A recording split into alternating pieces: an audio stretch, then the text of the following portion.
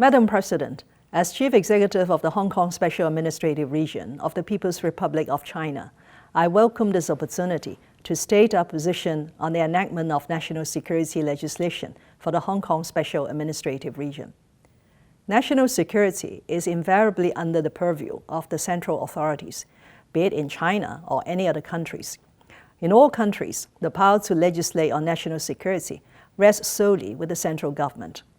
Hong Kong is an inalienable part of China, a special administrative region enjoying a high degree of autonomy, which comes directly under the central government. As an exceptional arrangement under the policy of one country, two systems, the basic law governing the two special administrative regions of Hong Kong and Macau obliges the SAR to enact local legislation on its own to safeguard national security.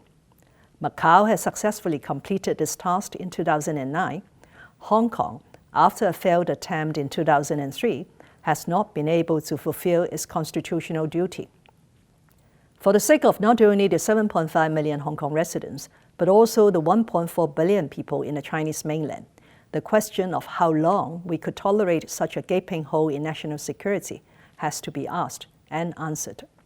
Legislation to safeguard national security is now urgently needed. Since last June, Hong Kong has been traumatized by escalating violence fanned by external forces. The threats of terrorist acts posed by illegal possession of explosives and firearms, and the horrible manners faced by innocent Hong Kong people were recapped by my senior police colleague Oscar Kwok and a prominent businesswoman Pansy Ho, respectively, when they spoke at this forum in March this year and September last year.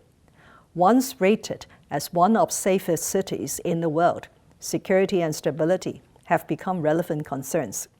During this period, groups advocating Hong Kong independence and self-determination incited protesters, very often radicalized young people, to desecrate and burn the national flag, vandalize the national emblem, and storm the central government's office in Hong Kong. Further, some local politicians proclaimed that they would paralyze the Hong Kong SAR government, while others campaigned for foreign governments to interfere in Hong Kong's affairs, or even to impose sanctions on Hong Kong. No central government could turn a blind eye to such threats to sovereignty and national security, as well as risks of subversion of state power. All in all, these acts have crossed the one country red line and called for resolute action.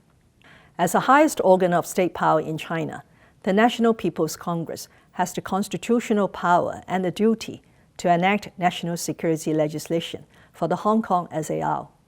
The national law to be enacted has taken into account Hong Kong's actual situation and will be applied in Hong Kong by way of promulgation in accordance with the Basic Law.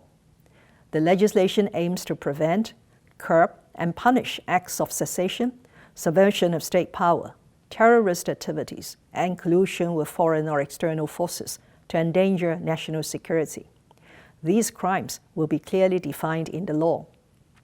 It will only target an extremely small minority of people who have breached the law, while the life and property, basic rights and freedoms of the overwhelming majority of Hong Kong residents will be protected.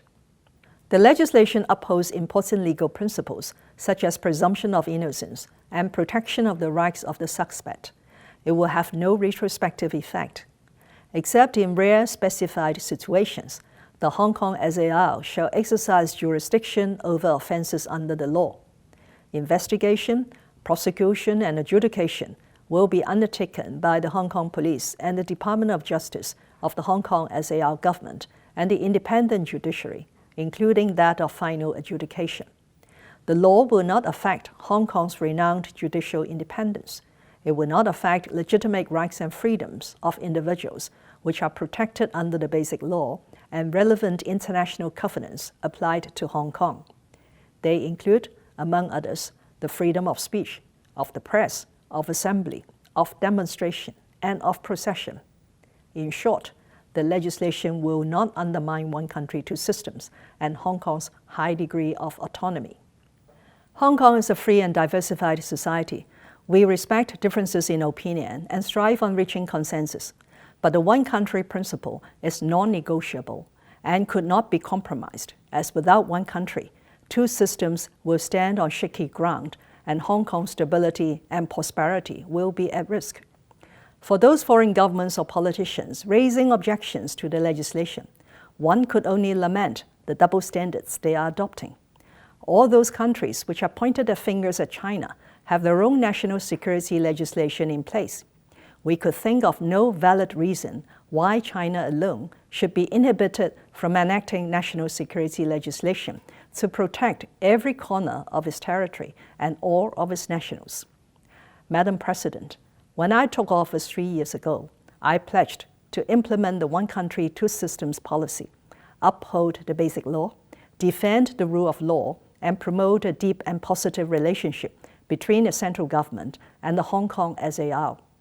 Despite the escalating tensions in society in recent years, I remain hopeful that with full conviction in one country, two systems, and upon implementation of the national security legislation, Hong Kong will ride out the political storm since last June and emerge stronger with stability restored. I and the Hong Kong SAR government are determined to capitalize on our strengths, harness the opportunities presented by a country's development, and provide Hong Kong people with brighter prospects. I urge the international community to respect our country's right to safeguard national security and Hong Kong people's aspirations for stability and harmony. Thank you.